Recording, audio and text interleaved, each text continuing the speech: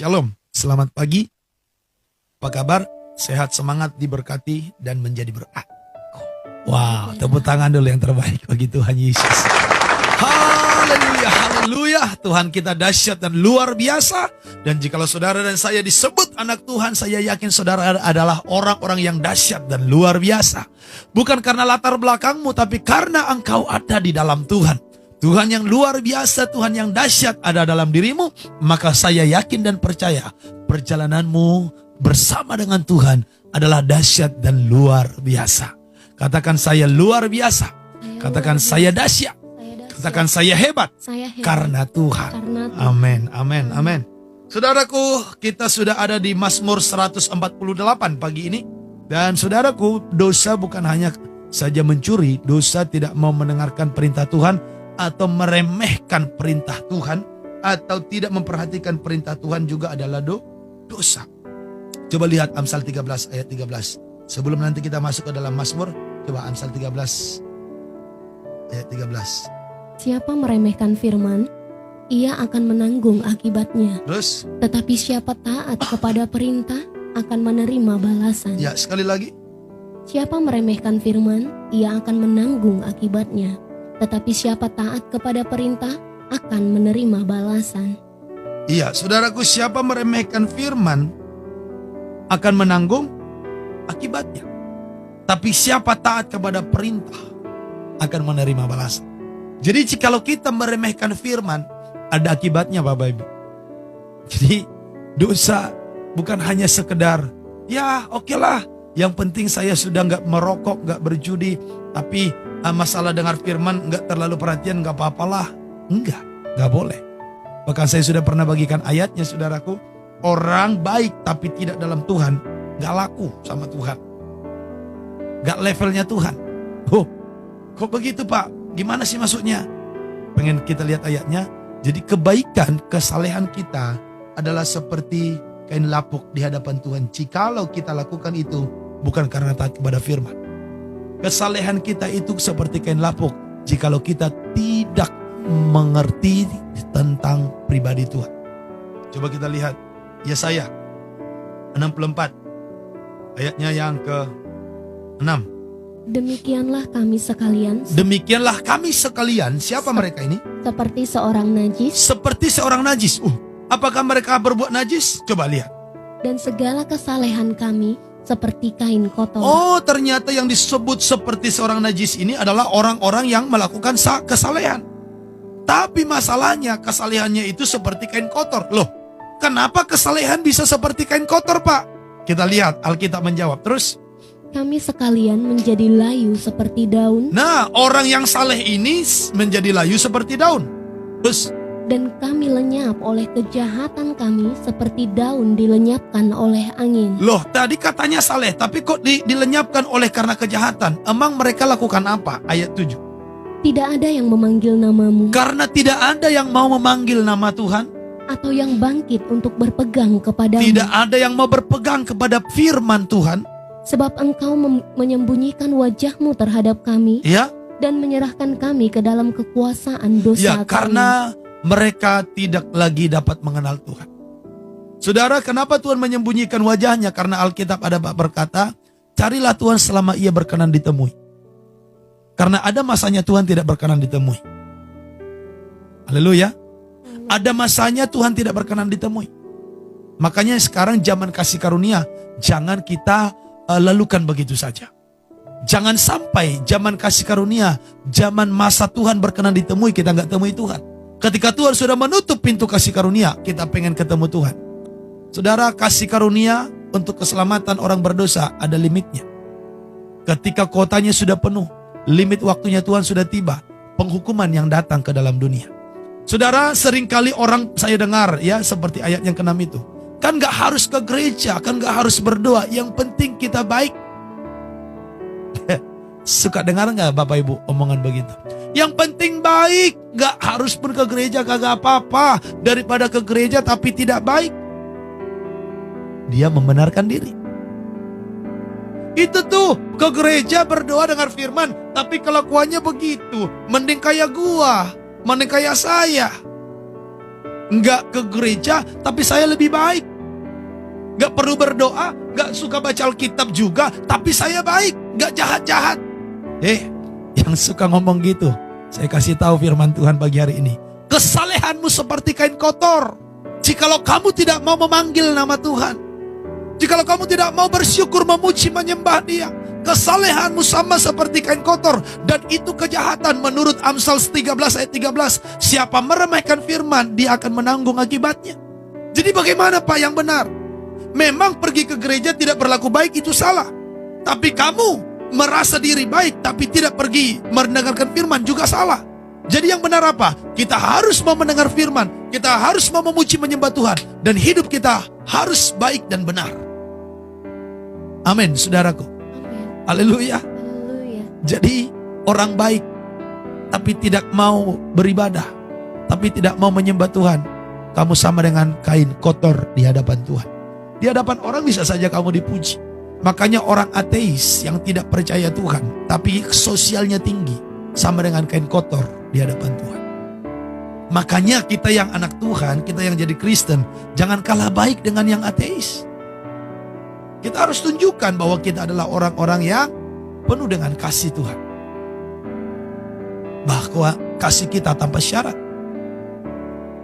Kasih tanpa syarat itu seperti apa? Dapat mengasihi musuh sendiri pun. Musuh sekalipun kita harus dapat kasih. Amin, Bapak Ibu Saudaraku. Jadi kalau ada keluargamu atau kaum bapak yang bilang begitu, ataupun kaum ibu, gak harus ke gereja, enggak harus mesbah doa, yang penting baik. Kalau kau tidak bertobat, kamu akan lenyap dalam kejahatan. Apa kejahatanku? Tidak mau menyembah Tuhan, itu kejahatan yang keji. Tidak mau tahu tentang Tuhan, asalkan kamu baik menurutmu, itu kejahatan. Ya, sudah ada yang bagikan ayatnya, Yesaya 55 ayat 6. Carilah Tuhan selama ia berkenan ditemui. Coba kita lihat dulu. Carilah Tuhan selama ia berkenan ditemui, berserulah kepadanya selama ia dekat. Iya, saudaraku, carilah Tuhan selama ia berkenan ditemui, berserulah kepadanya selama ia dekat. Jadi kalau kita kaitkan dengan Yesaya 64 ayat 6 tadi, karena Tuhan tidak mau memperlihatkan wajahnya, itu karena apa? Masa perkenanan Tuhan sudah berakhir bagi orang itu. Kenapa? Dia terlalu merasa baik, tidak mau memanggil nama Tuhan. Jadi, saudara, jikalau ada yang selama ini berkata tidak apa-apa, tidak beribadah, tidak apa-apa, tidak membaca Alkitab, tidak merenungkan firman, asalkan kita baik, kamu sedang sesat. Dan pagi ini sebagai hamba Tuhan, saya memberitakan kebenaran ini supaya kamu keluar dari kesesatan itu. Jadi kalau kita dengar firman, wah keren Bapak Ibu. Tahu mana yang benar, mana yang baik menurut Tuhan, mana yang baik menurut manusia. Jadi kebenaran bukan hanya menunjukkan yang baik, tapi kebenaran menunjukkan apa yang benar. Karena masalah baik, banyak orang punya alasan berkata ini baik. Ada banyak alasan berkata ini baik. Bahkan orang bisa katakan cerai itu baik loh. Ada manusia katakan, udahlah lebih baik dia cerai daripada begitu. Betul gak saudara? Betul gak? Daripada begitu, udahlah lebih baik tinggalin aja. Kamu nikah lagi, lebih baik kau nikah lagi daripada begitu. Baik menurut manusia, tapi tidak benar di hadapan Allah.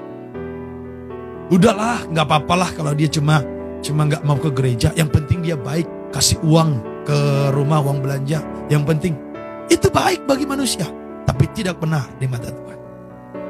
Saudaraku, hidup kita bukan milik kita lagi. Galatia 2 ayat 20. Tapi hidup kita adalah hidup dalam Kristus. Kristus yang hidup di dalam kita. Dan hidup yang kita jalani sekarang adalah hidup dalam iman. Di mana kita berjalan dalam kasih, dalam karunia, dalam tuntunan, dalam hukum kerajaan. Saudara, kita ini adalah anggota kerajaan sorga. Kita ini warga kerajaan sorga. Ya, jadi kita punya hukum kerajaan yang harus kita turuti. Tidak boleh bikin hukum sendiri. Jikalau di Indonesia ada warga Indonesia bikin hukumnya sendiri, menentang hukum negara Indonesia, dia dianggap pembangkang dan bisa ditangkap masukin penjara. Sama dengan ketika di Indonesia mau dibuat, saudaraku, ya semua dasar negara menjadi syariah. Itu menentang dasar negara yang adalah Pancasila. Dan orang yang seperti ini harus ditundukkan dengan aturan-aturan yang ada. Melawan, tangkap, masukin penjara. Karena bangsa kita berdasarkan Pancasila. Bukan dari satu agama, tapi Pancasila. Itu sekedar contohnya. Dan kita adalah warga kerajaan surga. Ada hukum kerajaan yang mengatur kita. Jadi, saya mau tanya begini. Maukah saudara hidupmu diatur sesuai hukum kerajaan Tuhan? Maukah hidupmu diatur sesuai dengan firman? Saya yakin kita semua berkata, ya, saya mau Tuhan. Saya mau Pak Pendeta. Haleluya. Kita berikan dulu tepuk tangan yang terbaik kepada Tuhan. Ada amin, saudaraku. Haleluya. Ya ini nih, biar kita yang menunjukkan benar atau tidaknya kepada kita ialah firman. Jangan pendapat-pendapat manusia. Kalau pendapat-pendapat manusia, udahlah, udah terlalu banyak pendapat manusia. Bukan doktrin gereja, tapi Alkitab. Makanya back to the Bible. Kembali kepada firman, kembali ayat menjelaskan ayat. Jangan karena dia sekolahnya S3, profesor, dia kasih pendapat salah dengan firman, kita terima, kita telan bulat-bulat. Sesat. Coba kita ingat kembali Galatia 1 ayat yang ke-6. Aku heran bahwa kamu begitu lekas berbalik daripada Dia Ya, yang oleh kasih karunia Kristus telah memanggil kamu ya. dan mengikuti suatu Injil lain. Aku heran kenapa kamu cepat berbalik daripada Injil yang sudah saya beritakan dan pergi kepada Injil yang lain. Terus, Yang sebenarnya bukan Injil. ya, Hanya ada orang yang mengacaukan kamu ada orang yang mengacaukan kamu dan yang bermaksud untuk memutarbalikkan dan Injil bermaksud Kristus. memutarbalikkan. Injil Kristus. Jadi akan saudaraku hati-hati di akhir zaman ini ada orang memutarbalikkan Injil Kristus. Ada orang menyampaikan kedengarannya Injil tapi sebenarnya bukan Injil. Itu makanya saudaraku setiap kita mau belajar pengertian-pengertian firman, kita buka ayatnya. Apa sih tujuannya? Supaya saudara melihat apa yang saya sampaikan benar ada di Alkitab. Jadi bukan pendapat hikmat manusia. Sehingga iman kekristenan saudara bergantung kepada firman. Jadi bukan kepada hikmat pendapat manusia. Terus, Tetapi sekalipun kami atau seorang malaikat dari sorga yang Iya. memberitakan kepada kamu suatu Injil yang berbeda dengan Injil yang telah kami beritakan kepadamu, saudara perhatikan, sekalipun kami, berarti jikalau kami menyampaikan sesuatu yang berbeda lagi dari apa yang telah disampaikan, ataupun ada malaikat dari sorga yang turun memberitakan kepada kamu suatu Injil yang berbeda dari yang sudah ada tertulis, apa katanya? terkutuklah dia. Terkutuklah dia. Maka saudaraku akan banyak orang jikalau tidak mengerti firman dengan benar, bisa jadi ikut terkutuk. Ayat yang ke-9.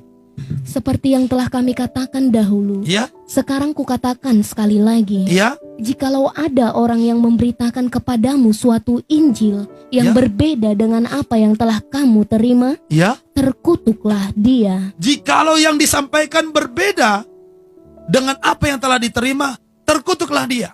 Saudara, kita cek, apa sih Injil yang lain yang disebutkan itu?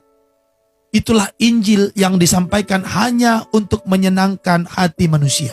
Kita lihat ayat 10. Jadi bagaimana sekarang? Bagaimana sekarang?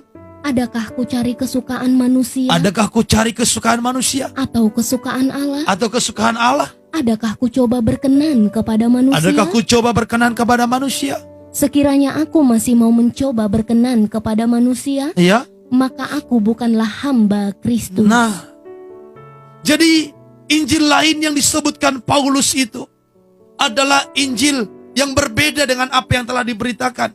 Dan orang yang menyampaikan itu terkutuk. Ialah Injil yang hanya menyampaikan hal-hal yang menyenangkan hati dan telinga manusia. Makanya Paulus bilang, adakah sekarang ku cari kesukaan manusia? Atau aku mencari kesukaan Allah? Dan Paulus berkata, sekiranya aku masih mencari kesukaan manusia, aku bukan hamba Kristus. Jadi Injil lain yang disebutkan itu ialah Injil yang hanya menyenangkan telinga, tidak menyatakan kesalahan, tidak menyatakan kehendak Allah, hanya berjanji-janji yang enak-enak, padahal manusia sudah salah. Makanya saudaraku, di sini kita diperlengkapi dengan firman, diajar dengan firman, supaya kita mengerti bukan sekadar baik, tapi benar di hadapan Tuhan. Amin. Haleluya. Jadi hidup kita jangan hanya sekedar baik, harus benar di mata Tuhan. Apa yang kamu lakukan bukan hanya sekedar baik, tapi harus benar. Katakan bersama dengan saya, yang saya lakukan harus benar di mata Tuhan. Dalam 1 Korintus 2 ayat 4 sampai yang kelima, ya. Baik perkataanku Baik perkataanku maupun pemberitaanku tidak kusampaikan dengan kata-kata hikmat yang meyakinkan, ya, tetapi dengan keyakinan akan kekuatan roh, ya, terus, supaya iman kamu jangan bergantung pada hikmat manusia, ya, tetapi pada kekuatan Allah. tapi pada kekuatan Allah. Dalam kitab Roma itu saudaraku dikatakan Injil adalah kekuatan Allah. Dan Paulus sampaikan supaya imanmu jangan bergantung kepada hikmat manusia. Saudaraku, Alkitab berkata di sini, baik perkataanku maupun pemberitaanku tidak kusampaikan dengan kata-kata hikmat yang meyakinkan, tetapi dengan keyakinan akan kekuatan roh. Supaya apa? Supaya imanmu jangan bergantung pada hikmat Allah, tetapi pada kekuatan Allah. Saudaraku, iman kita tidak boleh hanya bergantung kepada perkataan hikmat manusia, tetapi harus kepada kekuatan Allah. Apa itu kekuatan Allah? Dalam Roma 1 ayat 16 dikatakan Injil adalah kekuatan Allah. Berarti saudaraku, iman kita harus bergantung kepada Injil.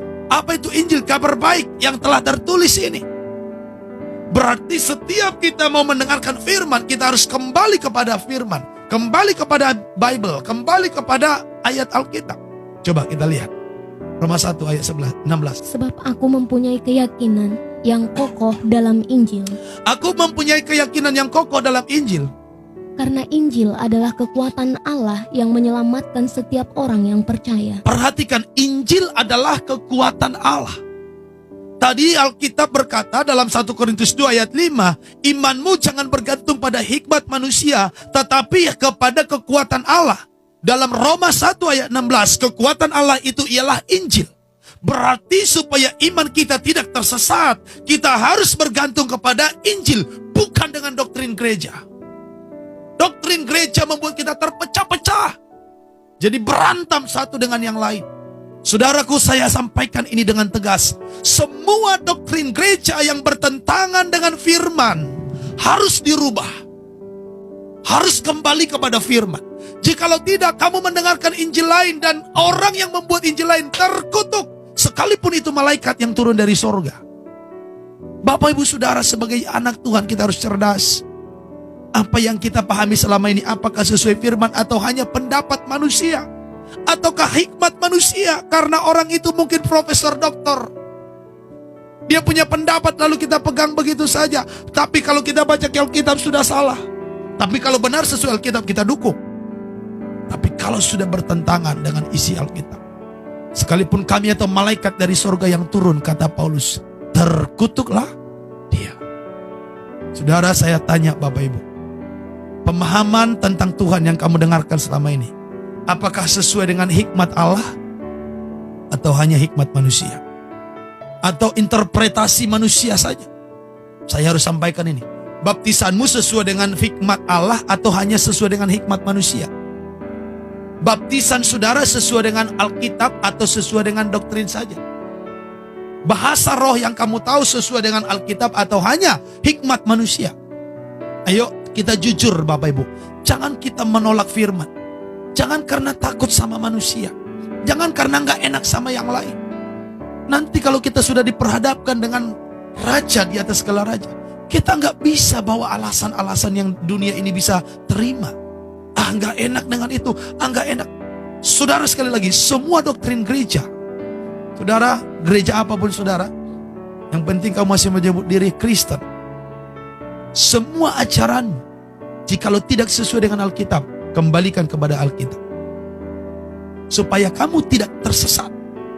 Supaya kamu tidak menjadi seperti yang dikatakan Paulus dalam Galatia 1 ayat 6 sampai 9 tadi. Yang menyampaikan sesuatu sepertinya Injil tapi lain. Kedengarannya seperti Injil tapi lain. Sudah diputar balikkan Injil Kristus itu. Jadi samar dia. Orang yang menyampaikan itu terkutuk. Maka saya tidak mau jadi pendeta yang terkutuk. Saya tidak mau menjadi anak Tuhan yang terkutuk. Sejak saya dengar khotbah yang benar, saya bilang saya tidak mau jadi jemaat yang biasa-biasa saja. Saya mau dengar firman, ada ayatnya, benar penafsirannya, bukan asal ditafsirkan. Saya mau taat. Karena ada juga orang pakai ayat tapi penafsirannya salah. Contoh, orang bilang karena Yesus berkata, inilah darahku, minumlah. Maka dia berkata, nah Yesus bilang minumlah darahku, maka kita pun gak salah makan darah binatang. Lari penafsirannya, gak tahu kenapa bisa begitu. Penafsiran orang bingung saya. Yesus bilang ini darahku, minumlah, tapi dia makan darahnya binatang. Yesus bilang jikalau kamu makan tubuhku dan minum darahku, aku hidup dalam kau dan kau hidup dalam aku. Berarti kalau kita makan dan minum darah binatang, berarti binatang yang hidup di dalam diri orang yang makan itu. Atau dia hidup dalam seperti kelakuan BINATANG. Kadang-kadang penafsirannya asal-asalan. Maka saudara sebagai anak Tuhan Kristen harus cerdas. Kita harus merenungkan Alkitab itu dan meminta Tuhan jangan biarkan aku salah mengerti firman. Itu kalau yang kita bahas barusan adalah dalam Yohanes pasal 6 dimulai dari ayat 53. Bapak Ibu bisa baca di situ. Kadang-kadang ayat itu dipakai orang yang berkata membenarkan diri bahwa boleh makan darah. Padahal Yesus bilang makan atau minum darah. Darahnya sendiri bukan darah binatang. Nah, ini contoh penafsiran yang tidak alkitabiah. Dan saudara sebagai anak Tuhan, orang Kristen harus bisa mengerti. Ini firman, pengajaran. Menjadikan kita Kristen yang cerdas. Yang berpegang kepada hikmat Allah, kekuatan Allah, bukan pendapat manusia. Jikalau yang saya ajarkan juga tidak sesuai dengan firman, saudara gak perlu dengarkan. Saudara gak perlu ikuti. Asalkan saudara jangan punya pengertian yang menyimpang daripada firman. Kadang-kadang orang ayatnya sama tapi pengertiannya lain. Dia lupa konteksnya bicara apa. Saudaraku yang dikasih Tuhan, saya sampaikan ini karena kasih Tuhan kepada kita. Ini akhir zaman. Ada banyak nabi palsu. Ada banyak berita-berita yang menyesatkan. Ada banyak timbul pengejek-pengejek. Dan saya mau saudara tidak ikut dengan nabi-nabi palsu itu. Ya mungkin dengan cara beginilah. Dengan adanya pandemi ini makanya kita ada online. Sehingga ratusan bahkan ribuan orang, puluhan ribu sekarang ini bisa terjangkau lewat Mesbah Doa online ini. Bisa banyak orang terbuka pengertiannya tentang firman. Karena saya yakin pengertian firman, pengajaran yang seperti ini tidak banyak. Saya tidak katakan hanya saya, tapi tidak banyak. Ada banyak hanya tentang ya supaya kaya, hanya sekedar untuk kekayaan dunia. Walaupun sebenarnya kaya tidak dosa. Kaya diberkati itu tidak dosa. Gak ada salahnya. Tetapi jikalau fokus kekristenanmu hanya untuk kaya, kamu bisa tersesat. Karena cinta akan uang akan menguasai hati orang itu. Semua yang kita lakukan dengan Tuhan bukan lagi motivasi untuk kaya, tapi motivasi karena cinta Tuhan. Melayani karena cinta Tuhan. Jadi bagi saudara yang pertama kali dengar khotbah ini, berbahagialah saudara. Dengarkan terus, renungkan kembali. Saya kembali Bapak Ibu kalau ada waktu. Setelah online begini saya dengar ulang Mesbah Doa kita. Saya sendiri merasa diberkati.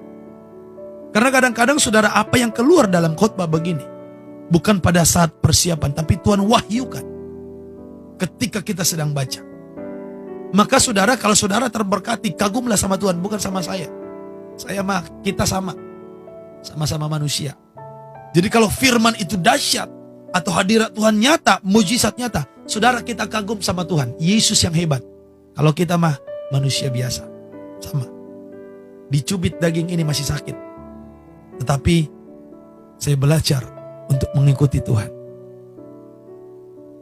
Dan saya yakin saudara juga bisa. Sama-sama kita. Haleluya. Jadi saudara yang sembuh dari COVID, yang sembuh dari saraf kejepit, yang sembuh daripada apa lagi ya. Ada banyak orang tua yang sakit batuk-batuk apa. Kemarin ada juga dari Malaysia, sudah sempat nggak bisa jalan, sekarang sudah mulai belajar jalan lagi, sudah mulai bisa jalan setelah terus mengikuti Mesbah Doa dan didoakan. Saudara, kalau kamu mau kagum sama Tuhan. Kalau kamu mau bersukacita, bertepuk tangan bersukacita. Kalau kau mau balas sama Tuhan dengan apa? Taat dan setia, jadi hamba Tuhan yang mengasihi Tuhan. Walaupun kamu bisa tetap kerja, tapi dimanapun kau bekerja, engkau menjadi saksi Tuhan, menjadi teladan dalam mengikut Tuhan. Engkau saksikan itu kepada orang lain. Haleluya. Amin, saudara. Buang semua pengertianmu yang lama jikalau itu tidak sesuai dengan firman. Buang semua doktrinmu yang lama jikalau itu bertentangan dengan firman. Buang semua kebenaran diri sendiri dan kebenaran yang palsu, bukan yang sejati dari Tuhan. Buang semua jikalau tidak sesuai dengan firman. Makanya teruskan dengarkan firman supaya saudara dan saya mengerti mana yang benar, mana yang salah. Dan jikalau itu sudah perkataan firman, berapapun harga yang harus dibayar, kita harus katakan, saya siap membayarnya. Saya siap berjalan di sana. Berapapun harga yang harus dibayar. Jikalau hanya karena dikucilkan orang, terserahlah. Jikalau hanya ditolak orang, terserahlah. Yesus bilang, jikalau kamu malu mengakui aku depan orang, aku juga malu mengakui kamu di hadapan Tuhan. Jikalau kamu takut kehilangan nyawamu karena aku, maka kamu akan kehilangan nyawamu. Tapi jikalau kamu kehilangan nyawamu karena aku, maka kamu akan menerima kembali nyawamu. Jangan takut, saudara. Jangan takut. Jikalau itu firman, apapun harga yang harus dibayar, kita harus mau lakukan. Yang setuju katakan amin. Kita masuk ke Mazmur 148. Ya, langit dan bumi pujilah Tuhan. Kita baca secara bergantian. Saya baca ayat yang ganjil, Bapak Ibu baca ayat yang genap. Nanti di ayat terakhir kita baca sama-sama. Haleluya, pujilah Tuhan di sorga, pujilah Dia di tempat tinggi. Pujilah Dia, hai segala malaikatnya. Pujilah Dia, hai segala tentaranya. Pujilah Dia, hai matahari dan bulan. Pujilah Dia, hai segala bintang terang. Pujilah Dia, hai langit yang mengatasi segala langit. Hai air yang di atas langit. Baiklah, semuanya memuji nama Tuhan, sebab Dia memberi perintah, maka semuanya tercipta. Dia mendirikan semuanya untuk seterusnya dan selamanya, dan memberi ketetapan yang tidak dapat dilanggar. Pujilah Tuhan di bumi, hai ular-ular naga, dan segenap samudera raya. Hai api dan hujan es, salju dan kabut, angin badai yang melakukan firman-Nya. Hai gunung-gunung dan segala bukit, pohon buah-buahan dan segala pohon aras. Hai binatang-binatang liar dan segala hewan, binatang melata dan burung-burung yang bersayap.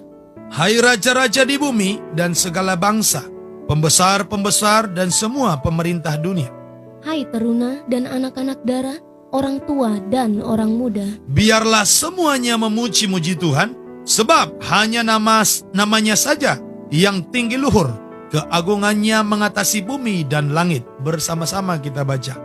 Ia telah meninggikan tanduk umatnya, menjadi puji-pujian bagi semua orang yang dikasihinya, bagi orang Israel, umat yang dekat padanya. Haleluya. Amin. Berikan tepuk tangan yang terbaik bagi Tuhan. Saudara, kalau kita baca ini ternyata ada kaitannya dengan yang tadi pembukaan di awal ya. Seluruh bumi harus memuji Tuhan. Seluruh umat manusia harus memuji Tuhan. Jikalau dia tidak mau memanggil nama Tuhan, itu kejahatan. Jikalau kamu tidak mau memanggil nama Tuhan, itu kejahatan. Dan itu tidak menyenangkan hati Tuhan. Dan tadi dalam Yesaya 64 ayat 6 dikatakan, siapa yang tidak memanggil nama Tuhan, lenyap dalam kejahatan.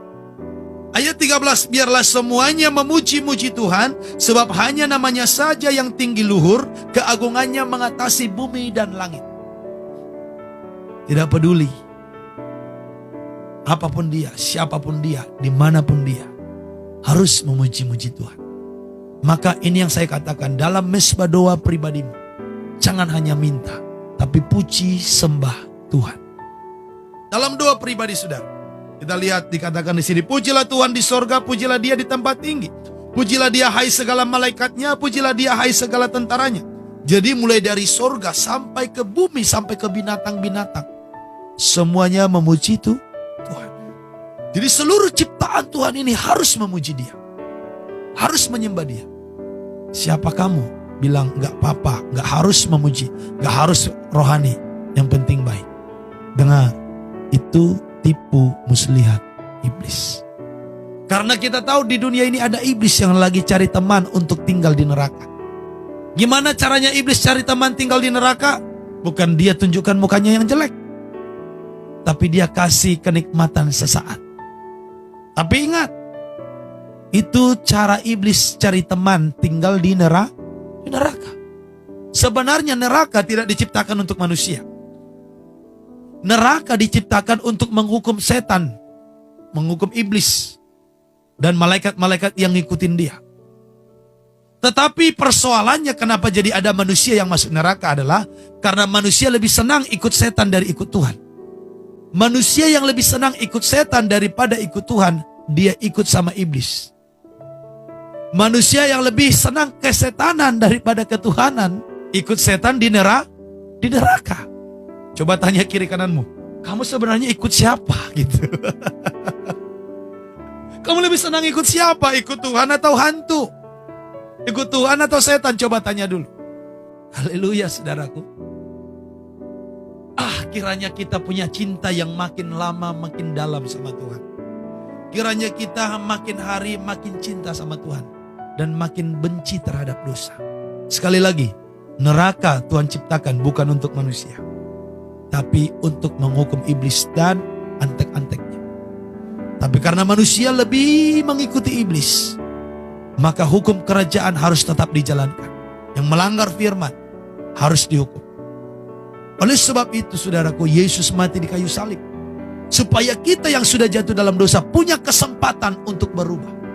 Dan jikalau kesempatan yang Yesus berikan juga tidak kita pergunakan dengan baik, maka apalah daya, karena pilihanmu nanti bisa engkau jadi dihukum.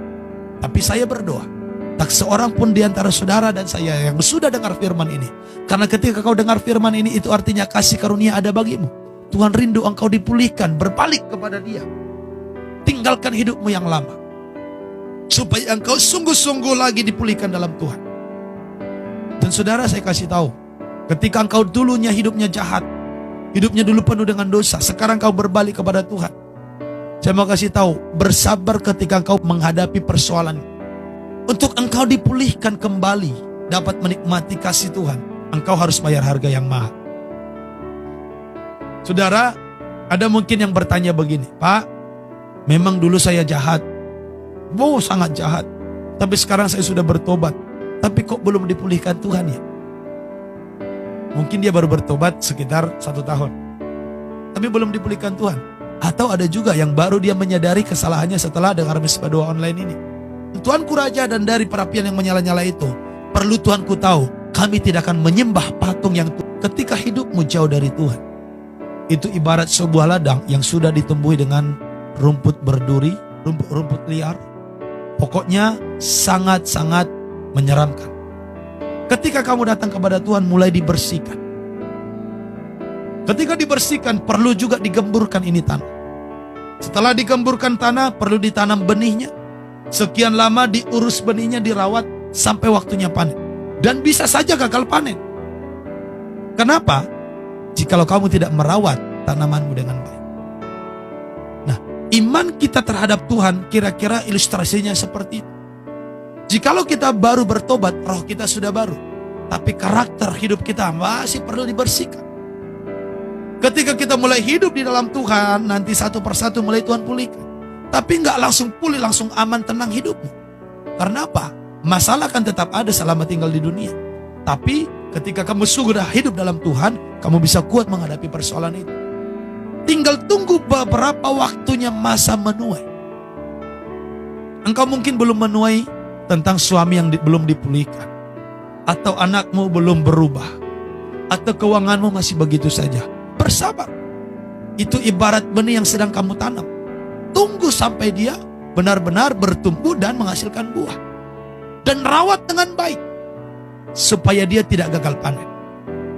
Demikian dengan imanmu dengan Tuhan. Rawat, jaga dengan baik persekutuanmu dalam doa-doa pribadimu, dalam melakukan firman, mentaati perintah Tuhan. Kalau salah langsung perbaiki, langsung minta ampun, langsung berbalik kepada Tuhan. Rawat dengan baik sampai akhirnya saudara akan menuai.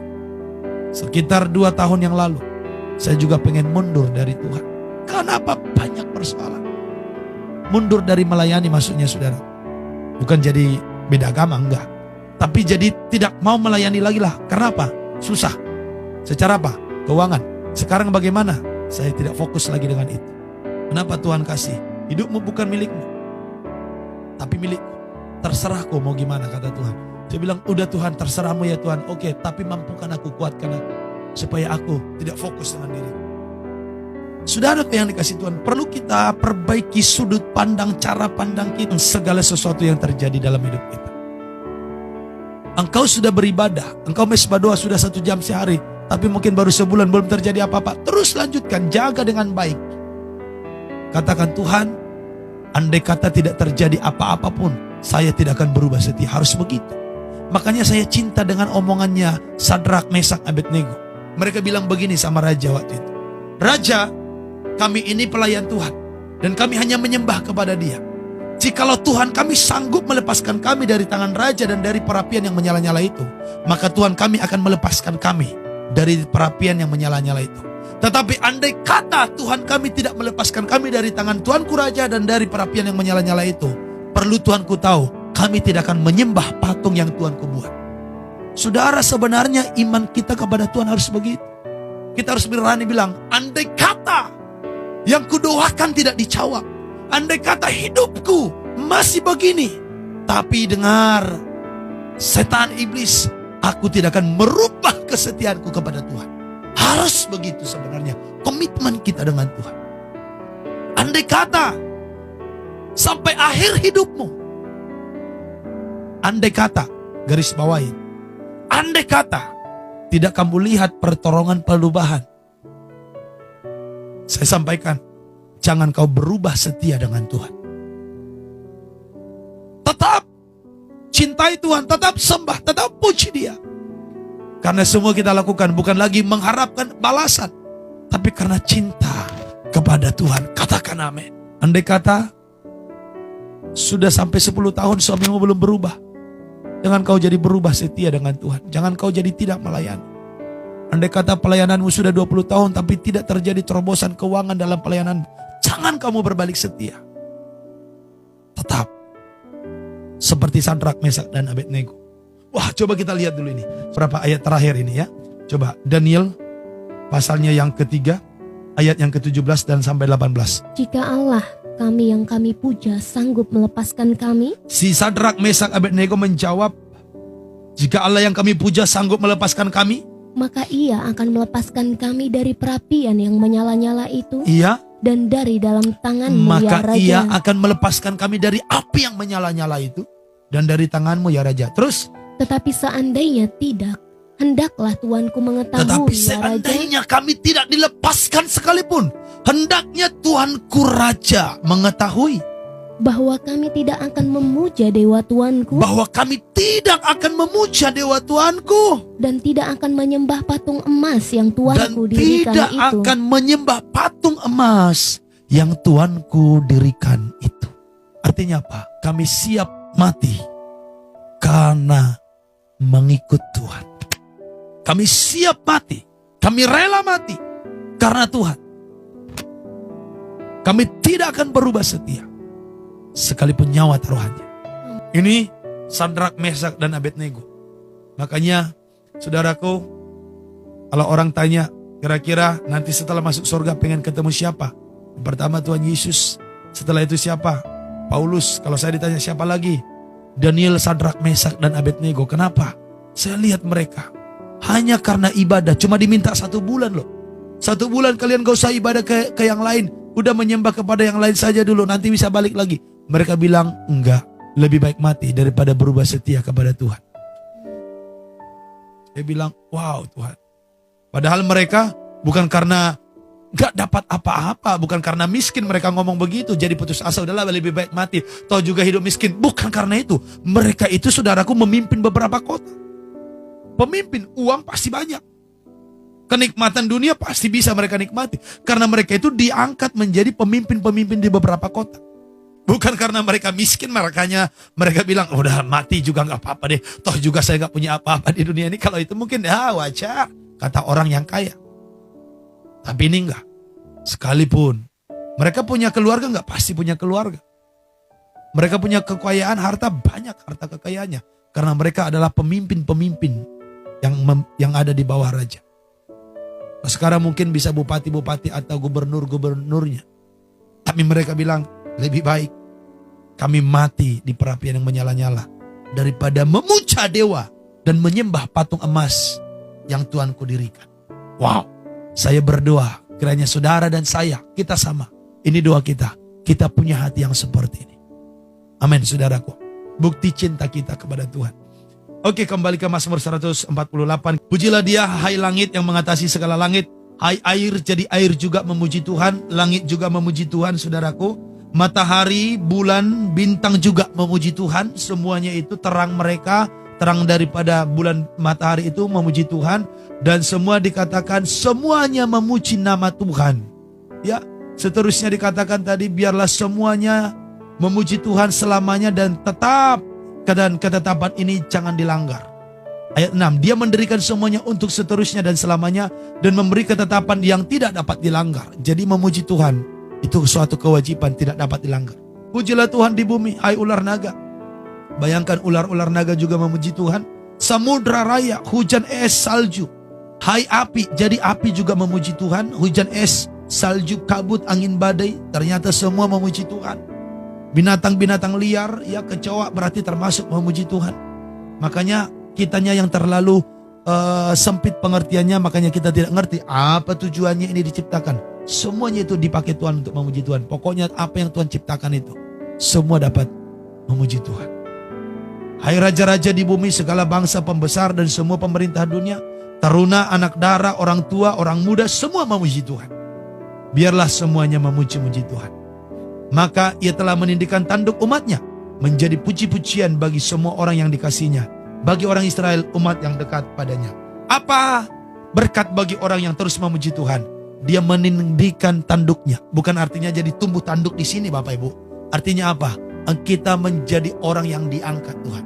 Berbicara tanduk, berbicara kekuatan, berbicara tanduk, berbicara power, ya berarti orang yang terus memuji-muji Tuhan. Kekuatannya, pengaruhnya akan diangkat Tuhan. Menjadi orang yang dipromosikan, diberkati hidupnya. Itulah yang terjadi bagi orang yang terus setia memuji-muji Tuhan. Maka Bapak Ibu Saudaraku, pagi hari ini, apapun yang terjadi, tetaplah memuji Tuhan. Doamu belum dijawab, tetap menyembah Tuhan. Keluargamu, suamimu, istrimu belum bertobat, tetap memuji menyembah Tuhan. Keuanganmu, usahamu belum terjadi perubahan yang signifikan, terus memuji menyembah Tuhan. Taat kepada Tuhan, setia. Biarlah ini yang terus menguasai hati kita. Dalam pelayanan juga begitu Bapak Ibu. Sama-sama kita saling mengingatkan satu dengan yang lain. Ya, saling mendoakan kita satu dengan yang lain. Saudaraku yang dikasihi Tuhan, sepertinya terjadi sesuatu hal persoalan dalam hidupmu yang tidak bisa kamu mengerti kenapa itu terjadi. Tetaplah memuji Tuhan. Saudaraku, jangan kecewa, jangan menyalahkan Tuhan. Tidak ada untungnya kita menyalahkan Tuhan, tidak ada untungnya kita kecewa. Tapi saudara kita berkata, Tuhan, ajar aku mengerti, ajar aku bertahan dalam semuanya itu. Biarlah saudara dan saya, apapun yang terjadi, tetap memuji menyembah Tuhan. Tuhan Yesus memberkati.